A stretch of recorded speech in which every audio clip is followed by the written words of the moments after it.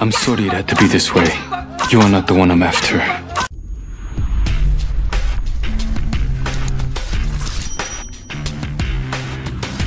Hey everyone, Thordan Smash here, and today we're going to be talking about how Apex Legends is looking to take the throttle off of adding new buffs and nerfs into the game, and why they're slowing down a ton. And it's not necessarily a bad thing, so we're going to cover all of that, and we're also going to give out 50 bucks in this video. All you got to do is like, comment, and subscribe. By the way, guys, I can see who subscribed, just wanted to let you guys know. But now let's go ahead and talk about what to expect in the future for the meta. So let's go back to a magical time, let's say Season 8, and if we take a look at the patch notes there are a ton of legend meta changes. There are buffs and nerfs all over the place, balancing, making the players act in a totally different way than we had seen before. And then it's pretty easy to look at the opening of Season 11, and they did do a huge massive change for Wattson, but that was it. It was only Wattson, and you can actually go back to Season 10, and there were a couple of minor nerfs and buffs, but the main one focused on actually fixing Seer after he was released a little too powerful. There weren't a lot of other meta changes in that regard, so Apex Legends and Respawn are definitely slowing down on making big game changes. But why is that? And the first thing to go over, and I know this is a very Daniel Z. Klein thing to do, but let's take a look at the pick rates. And although there are some at the bottom that are really low, like Crypto and Rampart, there aren't any that are really ridiculously high. Wraith is the highest at 12.6, and everyone else is pretty much scattered evenly throughout the rotations. And so with the pick rates as balanced as they are right now, it's very clear that Apex Legends and Respawn balance devs don't believe that a lot of meta changes are really required, at least in the terms of abilities. In fact, we can look at a quote from John Larson, who is now the lead balance dev, who let us know in May 18th of this year that balance changes to abilities don't really come close to moving the needle in the same way that hitboxes and damage multipliers do in terms of the win rate and encounter win rate. And he further clarified on this, saying that the changes to abilities move the needle more on the pick rate, not on how well it helps you actually win a match. So it becomes pretty clear that instead of buffing and nerfing legend abilities, which would only impact the pick rate, which are fairly balanced as of right now, they would rather do changes to the hitbox of the character for those that do not have a very high win rate. And it's pretty clear that this is also the case, because if we go back a year, and this has been talked about to death, but a lot of people are like, back in Season 7, everyone got Pathfinder's passive ability, and they said in the future, we'll take another look at Pathfinder to see else what we could do to make him feel more unique. But we haven't seen any of those changes or even heard about them, and that's because Pathfinder also has a very high pick rate, and he also has a very high win rate, so there's no reason for them to do any major changes. And I know a lot of people are going to be like, but wait, they said they were going to buff Crypto, do a rework on his abilities. Well, yeah, of course, that goes back to exactly what I've been saying. As stated by Respawn, they believe buffing a Legend's ability only has an impact on its pick rate and very minimally on its win rate. What would be the #1 reason you would want to increase a player's pick rate, though? Well, let's look at some quick history real quick. Revenant got a major buff to his abilities in Season 9, which increased his pick rate, which was coincidentally the same time that they released his heirloom. And then the same thing happened in Season 10 with Rampart getting a buff to her abilities and her heirloom releasing. And in Season 11, the only Legend to get a buff was Wattson. And what did we get in Season 11? The Wattson heirloom. And in Season 12, Crypto is the only confirmed Legend getting a buff to his abilities, and we also know that we will most likely be getting the Crypto heirloom. And if Respawn believes that the Legends are in a good place right now and don't need a lot of buffs and nerfs and everything's pretty balanced, I'm totally fine with that. I will say it is a little shady to only do buffs and nerfs to go ahead and increase the pick rate so that people will buy that heirloom, but it is that business, I guess. I think we might see a couple of tweaks in the future with buffs and nerfs, but we're not going to see anything like a full Legend ability rework like Crypto unless they're getting an heirloom. Or in the situation of Season 10 when Seer gets released and he's just too overpowered and they need to scale him back. Other than those reasons, the days of changing the meta through Legend abilities is far gone. What do you guys think? Is Apex Legends meta right now in a good place,